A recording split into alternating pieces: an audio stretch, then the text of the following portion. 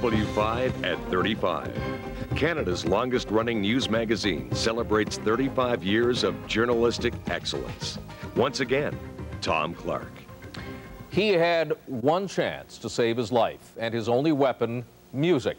In the 1930s, Louis Bannet was known as the Dutch Louis Armstrong, a true virtuoso on both trumpet and violin. And he was Jewish. Thrown into a concentration camp in World War II, he managed to survive by playing music for his Nazi captors. Louis Bannet eventually made his home in Canada, where he had a long career performing and recording the music that he loved. Tonight, his story and a warning. Some of the images may be disturbing. Now, here's Wei Chan with Louis Bannet, the survivor.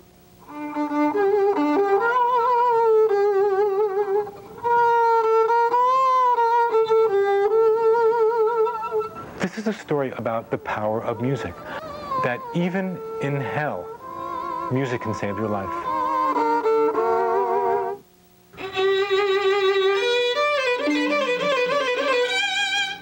Sometimes, when he closes his eyes, Louis Bannet can see it all as if it were yesterday. Moments, months, years filled with unspeakable horror.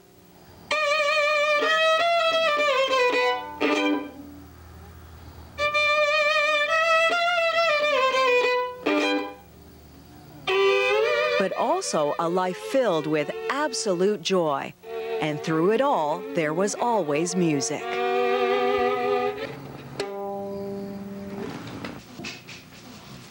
In the Toronto home he shares with his wife Flora, Da, da, da, da, da, of the sunny side of the street. Louis is surrounded by his greatest treasures. This violin, feel how light he is. Like a Feel how feather. light? So he's a few hundred years old. A little bit older than me. He was born 90 years ago in the Helmerstraat, a poor Jewish neighborhood in Rotterdam. At age 7, little Louis got a violin. He was a prodigy. Violin was not only his passion. By age 14, it was Louis's profession. And I was already a showman, you see? I was already started. I think you were born showman. I don't know. A showman and his family's bread and butter. He played every gig he could get, from the opera to the dance hall. With the stroke of a bow, Louis supported his mother and father.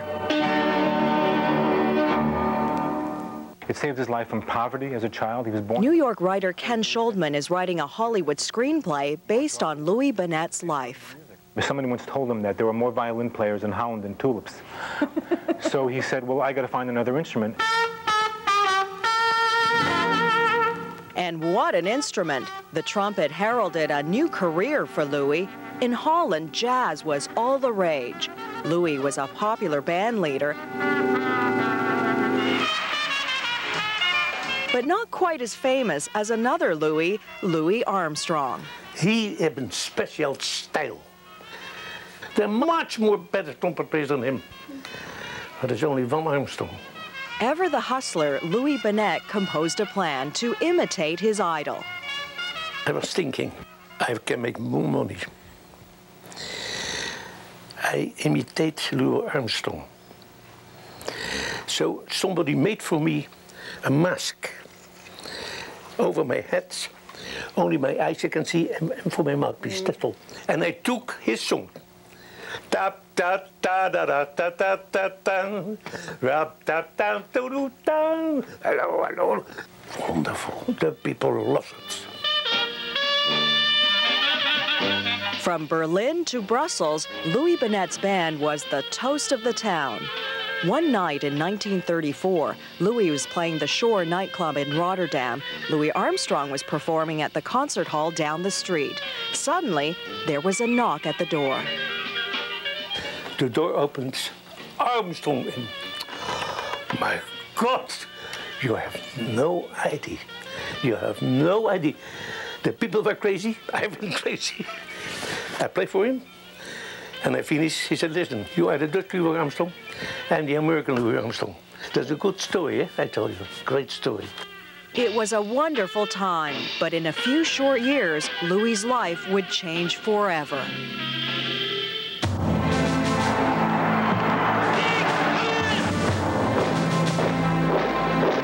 Nazi fervor was sweeping Europe, and so was the Third Reich's reign of terror against Jews.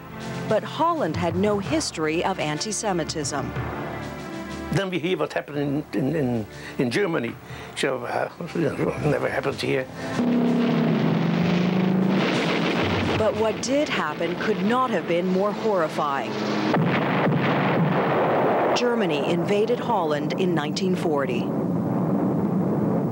Louis Bannet, the famous musician, all but disappeared.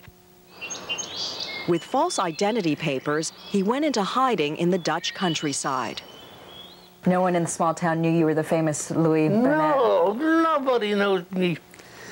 So I was safe. It was only a matter of time until he got caught, but he could not hide from his fame. 15 December, 1942. He was having tea in a small little bakery, and two Dutch Gestapo agents walked in, and they had a poster of Louis Bannet with his tuxedo. And they showed him the poster. But he recognized you. He said, we know you very well. And where you were playing, always we came to you to listen. What can you say? He was arrested. The two Dutch Gestapo agents were fans. And as he was being led away, they told him, listen, you know, I've been to your shows. You're great. You're really great. And meanwhile, these are the people who sent him to Auschwitz. Was the success you had a blessing or a curse? Yeah.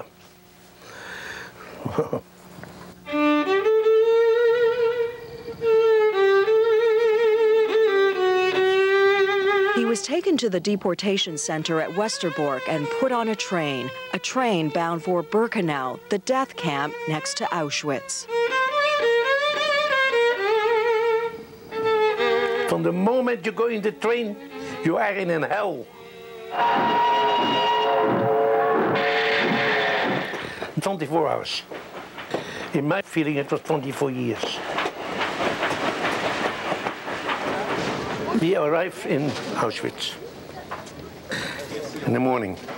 I never forget it. Dogs, Gestapo of SS.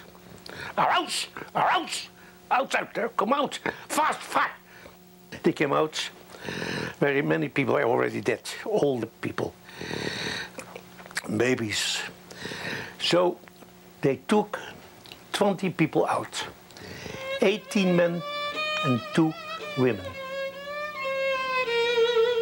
20 Jews, including Louis, the only ones the Nazis selected to live out of 516 men, women, and children on the train that day.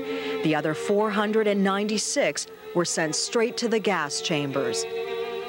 As for Louis, my number is 93626. Louis is tattooed by another Dutch prisoner, a Jewish pimp named Hein Frank, who recognizes him from the old nightclub days. He said, you're Louis Bannet. Oh, I know you from Amsterdam. Oh, man, you are the biggest. He said, no, you can work in an orchestra. He said, are you crazy? An orchestra? Where an orchestra? I say, only dead people and mud.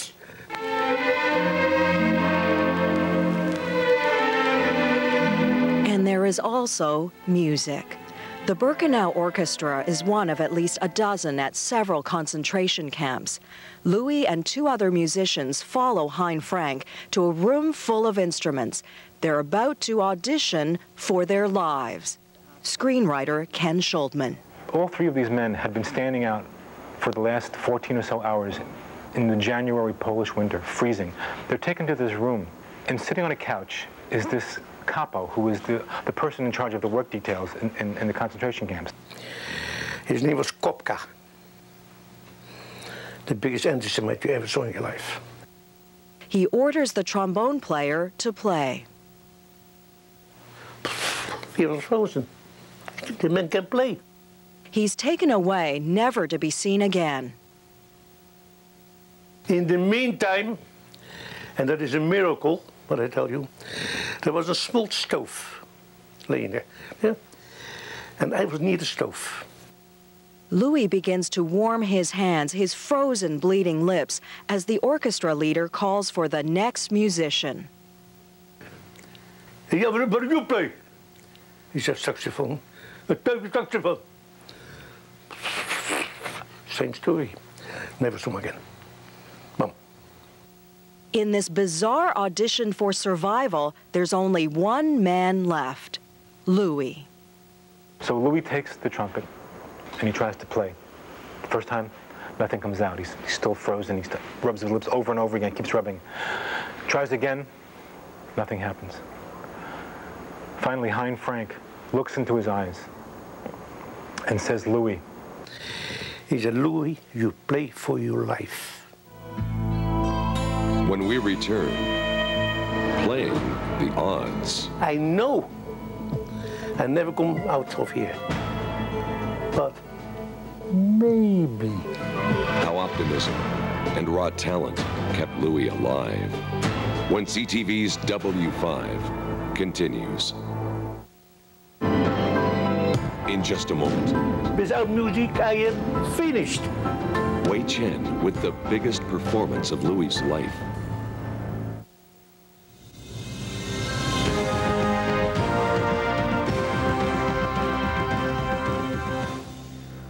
It's the performance of his life, and it could be his last. Louis Bannet is auditioning in a concentration camp. You have to understand this. You play for your life. You play for your life. Without music, I am finished. Somehow, somewhere deep inside of him, Louis finds the strength. He not only passes the audition, he's a sensation, playing the music of his kindred spirit, Louis Armstrong. Jazz was forbidden by the Nazis because it meant everything that they were against. It was for freedom. Here he is in the most unfree place in the world, Auschwitz-Birkenau, and jazz is what's freeing him and keeping him alive. You came in Birkenau to die. That's all there is. To die.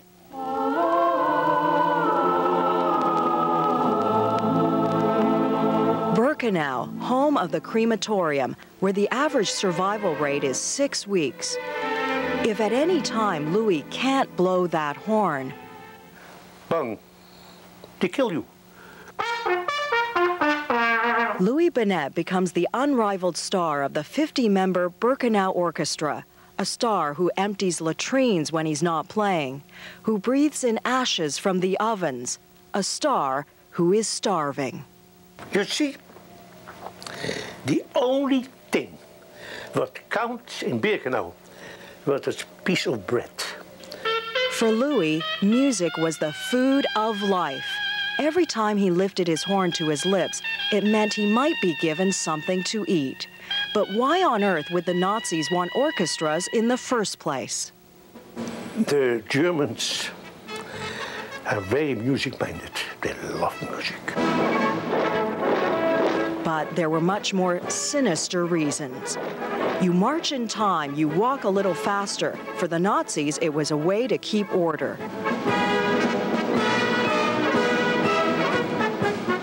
At 5 o'clock every morning, the orchestra stood at the gates, playing rousing German marches as their fellow prisoners, half dead, went off to work. It was so clever done. Only in German can do this. It was done in a perfection. Exactly. When somebody escaped, that was the worst. When they found the men, they kill them, and then we were playing, I was playing, and everybody has to pass. That happened when you escape. They wanted to hear music for every occasion. Screenwriter Ken Schuldman. They would have musicians playing for firing squads. They would have musicians playing as people were being marched to the gas chambers. The man who used to play for pleasure was now accompanying Hitler's final solution. How hard was that for you to play when you knew that these people were going to their death? You had to try to survive. You are an animal. You are not a normal human being anymore. And some no longer had the will to live, including Louis' own violin teacher. He said, Louis, I can't live here. That's impossible. I kill myself. I hear the night, bang. He did. He was on the wire. He killed himself. How did you stay alive in here? Well, I'll tell you. I was always a person optimistic. My whole life. I was always laughing and making jokes. I know I never come out of here. But maybe. Maybe it was that eternal optimism that kept Louis going. They could ravage his body, but they couldn't crush his spirit. When I was playing, as long as I have an instrument in my hand, I was the king. You know what I mean with this? I was stronger than Hitler. On the day the Red Cross finally reaches him, he is delirious and on the brink of death, but he still has his trumpet at his side. May 6, 1945. I didn't know the war was over. The war was over. For Louis, there wasn't a lot to celebrate. His mother, a brother, 2 sisters, 41 members of his family slaughtered. Just about everyone he'd grown up with was dead. Michel de Jong, Elo Theboom, Simon Philipsen. How do you feel that you're the only one left? Well, I better don't think. Louis had a new challenge, how to survive being a survivor. He was alone until he met Flora. She was the first Jewish girl I saw alive in good shape. That was it? Sure. He asked me to marry him. What did you think? I mean, you just met him. Yeah, I think, why not? I am alone. I have no money, I have nothing. Dus laat I say yes. And every day he say, I love you. And even World War II could not destroy his love affair with music. You know what they say about trumpet players too, Louis? That they're good kissers. Ask her. Ask her. I don't know. Huh, Flora? Is it true? Yeah. I didn't know this. After the war, Louis was as popular as ever. He traveled all over Europe. He even did a stint with the Royal Canadian Artillery Band in Halifax. In 1956, Louis, Flora, and their young son immigrated to Montreal. His French was lousy, but his violin spoke beautifully. Louis was the main attraction at the Queen Elizabeth Hotel, delighting patrons with his gypsy flair. He recorded 7 albums, had his own TV show. He even had a fan club. It touched you right in the heart. Guitarist Aurel Lacombe and his cousin Buck both played with Louis, and they remember how much he loved the spotlight. He was a salesman. He was a music salesman, and he did a hell of a job on it.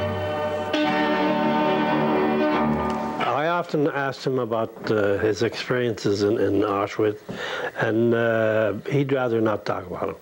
He said, I'd rather forget about that. You try to forget, but you can't forget. Especially when there's a tattoo etched into your arm and your memory. Eventually, Louis went to see a plastic surgeon, Dr. Steve Samuel. I cut the tattoo out, and the moment that I finished, he sat up.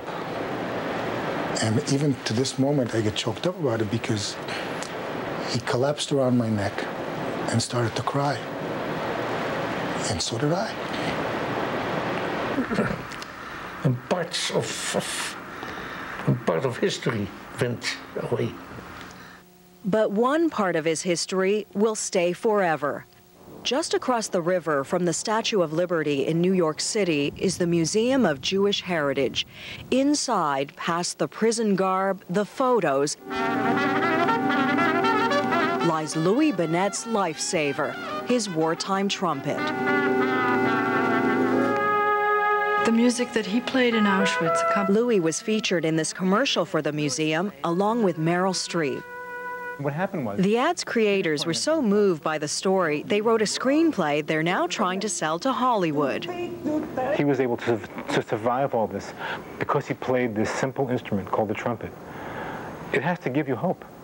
Do you ever wonder why you were spared? I tell you, no, I can give you an answer. There is no reason. I was lucky that I play music. That's all there is. Luck, a miracle, or the indomitable spirit. Louis, almost 90, likes to play along to his old tunes. He's battling cancer, but nothing can take away that joie de vivre. Nothing will ever take away the power of music.